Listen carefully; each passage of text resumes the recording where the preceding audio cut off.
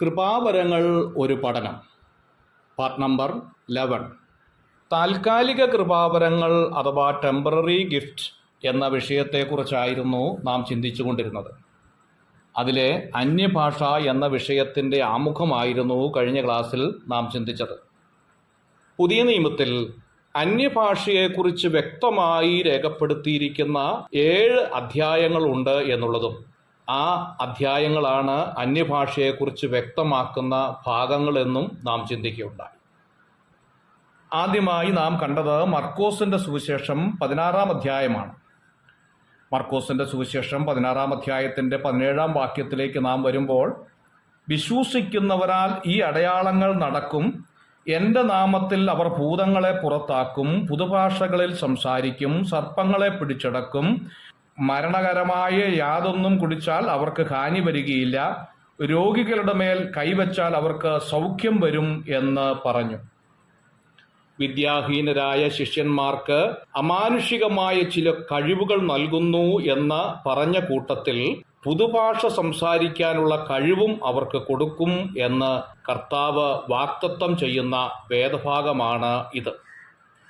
വിശ്വസിക്കുന്നവരിൽ എല്ലാം ഈ അടയാളം കാണും എന്ന അർത്ഥമല്ല ഇവിടെ ഉള്ളത്. ഇവിടെ ഉപയോഗിച്ചിരിക്കുന്ന വാക്ക് വിശ്വസിക്കുന്നവരാൽ എന്നുള്ളത് അല്പം തെറ്റാണ് എന്നുള്ളത് കഴിഞ്ഞ ക്ലാസ്സിൽ നാം ചിന്തിക്കുകയുണ്ടായി. വിശ്വസിക്കുന്നവരാൽ എന്നതിന് വിശ്വസിച്ചവരാൽ എന്ന പരിഭാഷയാണ് ചേർന്ന് വരുന്നത്. തമിഴിലും മൂലഭാഷയിലും ഈ വാക്കാണ് കാണുന്നത്. അങ്ങനെയെങ്കിൽ വിശ്വസിച്ചവരാൽ എന്ന് പറഞ്ഞാൽ ആരാണ് വിശ്വസിച്ചത് എന്ന ചോദ്യത്തിന് ഉത്തരം കണ്ടെത്തണം. തീർച്ചയായും ഈ വേദഭാഗം വായിക്കുമ്പോൾ വിശ്വസിച്ചവർ യേശുവിനോട് ചേർന്ന് നിൽക്കുന്ന അപ്പോസ്തോലന്മാരാണ് എന്ന് യാതൊരുവിധമായ തർക്കവുമില്ല. അങ്ങനെയെങ്കിൽ ഇവിടെ വിശ്വസിച്ചവരായ അപ്പോസ്തോലന്മാരാൽ നടക്കുന്ന വീര്യപ്രവൃത്തികളെ കുറിച്ചാണ് വിവരിക്കുന്നത് എന്ന കാര്യം പ്രാരംഭമായി നാം ഓർത്തിരിക്കണം. രണ്ടാമത്തെ വേദഭാഗത്തിലേക്ക് വരുമ്പോൾ അപ്പോസ്തല പ്രവൃത്തി 2-ാം അധ്യായത്തിന്റെ 4-ാം വാക്യത്തിലാണ് കൂടിയിരുന്നവരെല്ലാം പരിശുദ്ധാത്മാവ് നിറഞ്ഞു എന്ന് കാണുന്നു. ഭാഷാപരം നൽകപ്പെട്ട ചിലർ മാത്രമാണ് സംസാരിച്ചത് എന്ന് മനസ്സിലാക്കാൻ സാധിക്കും. 2-ാം അധ്യായത്തിന്റെ 7-ാം വാക്യത്തിലേക്ക് വരുമ്പോൾ ഈ സംസാരിക്കുന്നവരെല്ലാം ഗലീലക്കാരല്ലയോ എന്ന ചോദ്യം, അതിൻ്റെ അർത്ഥം മനസ്സിലാക്കണം.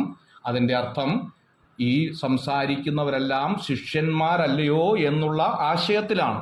അങ്ങനെയെങ്കിൽ കൂടിയിരുന്നവരെല്ലാം ഒരുപോലെ അന്യഭാഷ സംസാരിച്ചു എന്ന അർത്ഥമല്ല, മറിച്ച് കൂടി വന്ന ശിഷ്യന്മാർ അന്യഭാഷയിൽ സംസാരിച്ചു എന്ന അർത്ഥമാണ് 2-ാം അധ്യായത്തിന്റെ 4-ാം ഭാഗത്തിൽ നിന്ന് നമുക്ക് കാണാൻ സാധിക്കുന്നത്. 14-15 വാക്യങ്ങളിലേക്ക് വരുമ്പോൾ പത്രോസ് അപ്പോസ്തലന്റെ വിഷയത്തിലേക്ക് വരികയാണ്. നിങ്ങൾ ഊഹിക്കുന്നത് പോലെ ഇവർ ലഹരി പിടിച്ചവരല്ല എന്ന് എഴുതിയിരിക്കുകയാണ്. ഞങ്ങൾ എന്ന് പറഞ്ഞില്ല. എന്താണ് അതിൻ്റെ അർത്ഥം? ഈ സമയം വരെയും പത്രോസ് അപ്പോസ്തലൻ പുതുഭാഷയിൽ സംസാരിച്ചിട്ടില്ല എന്നാണ് അതിൻ്റെ അർത്ഥം.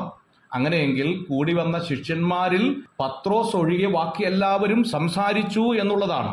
പത്രോസ് സംസാരിക്കുന്നത് സ്വന്തം ഭാഷയായ അവരുടെ ഗലീല ഭാഷയിലായിരുന്നു എന്നുള്ളതാണ്. അതുകൊണ്ടാണ് ഗലീലക്കാർ ആ ഭാഷയിൽ കേൾക്കുകയും അന്ന് 3000-ഓളം പേര് യേശുവിനെ രക്ഷകനും കർത്താവുമായി സ്വീകരിച്ച് സ്നാനമേൽക്കുവാനും ഇടയായി തീർന്നത്. ശിഷ്യന്മാരുടെ സംഭാഷണത്തിൽ നിന്നും കേൾവിക്കാരുടെ പ്രതികരണം ഈ ഭാഗത്ത് വളരെ ശ്രദ്ധേയമായ കാര്യമാണ്. ഈ സംസാരിക്കുന്നവരെല്ലാം ഗലീലക്കാരല്ലയോ എന്ന് പറയുകയാണ്. പിന്നെ നാം ഓരോരുത്തൻ ജനിച്ച നമ്മുടെ സ്വന്തം ഭാഷയിൽ അവർ സംസാരിച്ചു കേൾക്കുന്നത് എങ്ങനെ? വാക്യം 8. 2-ാം അധ്യായത്തിന്റെ 12-ാം വാക്യത്തിലേക്ക് വരുമ്പോൾ എല്ലാവരും ഭ്രമിച്ചു, ചഞ്ചലിച്ചു, ഇതെന്തായിരിക്കും എന്ന് തമ്മിൽ പറഞ്ഞു. ഇവർ പുതുവീഞ്ഞു കുടിച്ചിരിക്കുന്നു എന്ന് മറ്റു ചിലർ പരിഹസിച്ചു പറഞ്ഞു. ഇവിടെ പറഞ്ഞിരിക്കുന്ന ഇവർ എന്നുള്ളത് മുകളിൽ പറഞ്ഞ ഗലീലക്കാരല്ലയോ എന്നുള്ളതും ഗലീലക്കാരായിരിക്കുന്നവർ ശിഷ്യന്മാരായിരിക്കും എന്നുള്ളതിലേക്ക് ഒത്തുവരുന്നതായിട്ട് മനസ്സിലാക്കാനായിട്ട് സാധിക്കും. 1-ാം അധ്യായത്തിന്റെ 4-ാം വാക്യത്തിലേക്ക് വരുമ്പോൾ ആത്മാവിനായി കാത്തിരിക്കണം എന്ന പ്രയോഗം അവിടെ കാണുന്നുണ്ട്. അടുത്ത ക്ലാസ്സിൽ നമുക്കത് ചിന്തിക്കാം. God bless you.